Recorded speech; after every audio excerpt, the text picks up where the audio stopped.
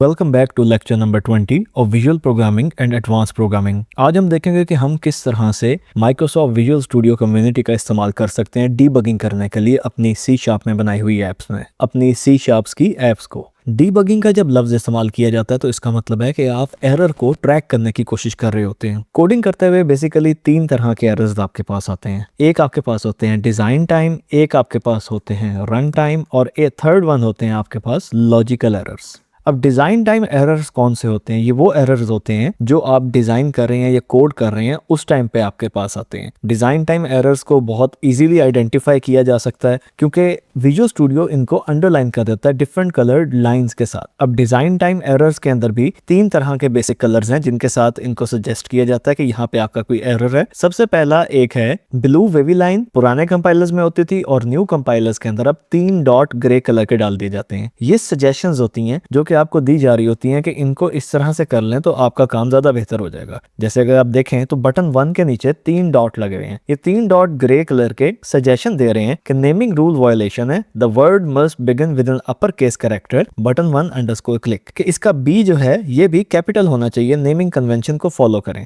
अब इसको सॉल्व करने के लिए या तो आप इसको खुद कैपिटल कर देंगे, अदरवाइज आप ऑल्ट और एंटर प्रेस करेंगे तो आपके पास सजेशंस आ जाएंगी। दूसरी तरह के जो आपके पास एरर होते हैं डिजाइन टाइम के, वो होते हैं रेड वेवी लाइन में। रेड वेवी लाइन के वो एरर्स होते हैं जो मोस्टली आपके सिंटैक्स एरर्स होते हैं। यहाँ पे एक एग्जांपल है सिंटैक्स एरर की कि हमने यहाँ पे टेक्स्ट बॉक्स 1.टेक्स्ट में एबीसी को भिजवाया है। अब एबीसी के आगे सिंटैक्स एरर है। देखें यहाँ पे अगर आप अपना माउस लेके जाएंगे तो नीचे आपको बता देगा कि एक्सपेक्टेड सेमीकोलन, यहाँ सेमीकोलन आपने नहीं लगाया। दूसरा, टेक्स्ट बॉक्स 1 का टी कैपिटल लिखा हुआ है इसलिए इसको भी अंडरलाइन कर दिए। आप जब माउस को ऊपर लेके जाएंगे तो नीचे आपको पता लग जाएगा no name text box 1 does not exist in the current context. तो इसको सॉल्व करने के लिए आप टी को छोटा करेंगे तो आपका ये एरर सॉल्व हो जाएगा। रेड कलर के जो एरर्स होते हैं ये आपके सिंटैक्स एरर्स होते हैं। अब इसके बाद आपके पास आते हैं ग्रीन वेवी लाइंस के एरर। ग्रीन वेवी लाइन में आपकी कंपाइलर वार्निंग्स आती हैं। जैसे मैंने एक वेरिएबल डिक्लेयर किया है एनी वेरिएबल, लेकिन इसको मैंने कहीं पे यूज नहीं किया, तो अगर मैं अपना माउस इसके ऊपर हवर करता हूं तो लिखा है the variable any variable is declared but never used. तो ये कंपाइलर आपको वार्निंग दे रहा होता है। इनका इफेक्ट आपके प्रोग्राम पे इमीडिएटली तो नहीं आता, लेकिन बाद में जाके ये आपके प्रोग्राम में प्रॉब्लम कॉज कर सकते हैं। सेकंड टाइप के जो एरर हमारे पास आते हैं वो हैं run time errors. Run time errors जो हैं ये आपके प्रोग्राम को क्रैश कर देते हैं। मोस्टली आपका प्रोग्राम स्टार्ट हो जाता है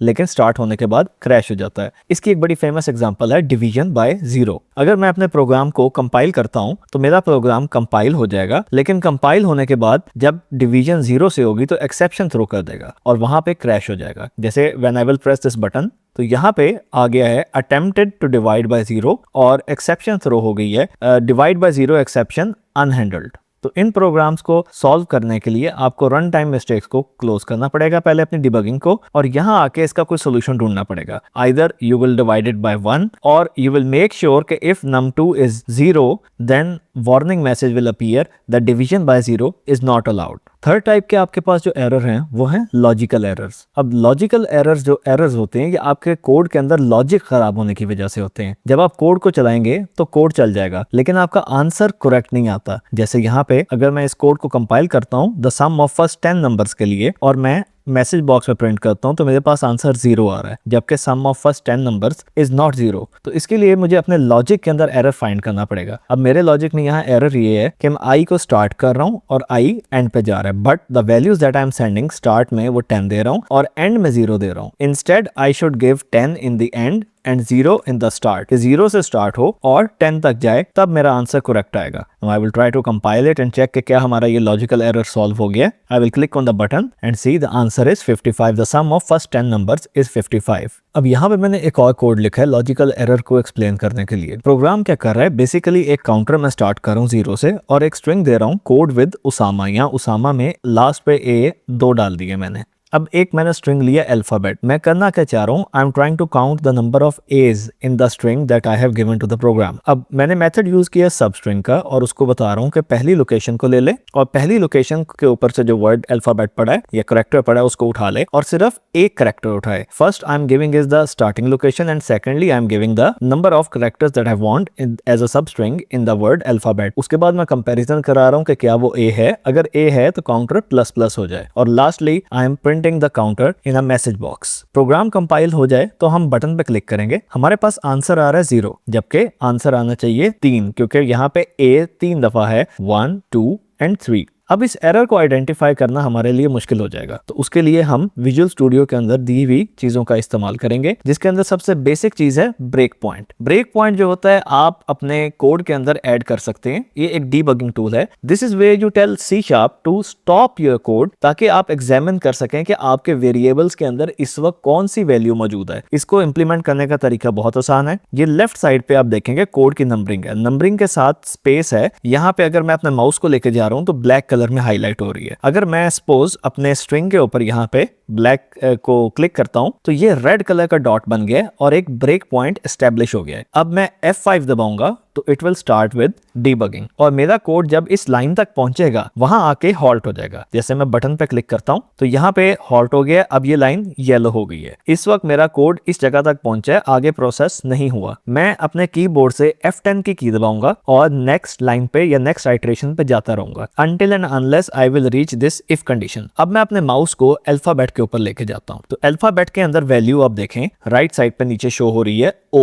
अल्फाबेट में O जा रहा है। मैं अपने माई स्ट्रिंग के वेरिएबल को देखता हूं तो मेरे माई स्ट्रिंग के वेरिएबल में पड़ा हुआ है कोड विद उसामा, तो C क्यों नहीं जा रहा जो कि फर्स्ट अल्फाबेट है। तो यहाँ प्रॉब्लम आ रही है सब स्ट्रिंग का जो फंक्शन हमने यूज किया है। सब स्ट्रिंग के फंक्शन में हम बता रहे हैं स्टार्टिंग लोकेशन 1, जबकि मेमोरी में इसकी लोकेशन हमेशा 0 से स्टार्ट होती है। जैसे आपने एरेज में पढ़ा है कि एरे की फर्स्ट लोकेशन इज ऑलवेज 0, तो यहाँ पे एक मिस्टेक है कि मुझे 0 से स्टार्ट करना चाहिए। हम इसको सॉल्व करके देखते हैं। I will write here 0। अब मैंने ब्रेक पॉइंट को खत्म कर दिया and I will try to run. क्या अब मेरा आंसर 3 आएगा? Let's see. बटन पे क्लिक कर रहा हूं तो मेरा आंसर अगेन 0 शो कर रहा है। Okay, I will close the program. मुझे दोबारा से ब्रेक पॉइंट एस्टेब्लिश करना पड़ेगा। अगेन मैं यहाँ पे एक ब्रेक पॉइंट एस्टेब्लिश करता हूँ और मैं F5 की प्रेस करूंगा तो ये स्टार्ट करेगा अब डीबगिंग मोड में। बटन पे क्लिक करता हूँ, अब हमारा प्रोग्राम यहाँ पे है। मैं F10 दबा के नेक्स्ट लाइन नेक्स्ट नेक्स्ट करते हुए यहां तक पहुंच गया हूं। अब मेरे सामने यहां पे I 0 है, तो इसको सॉल्व करने के लिए, ये देखने के लिए कि इस वक्त तमाम वेरिएबल्स में कौन कौन सी वैल्यू जा रही है,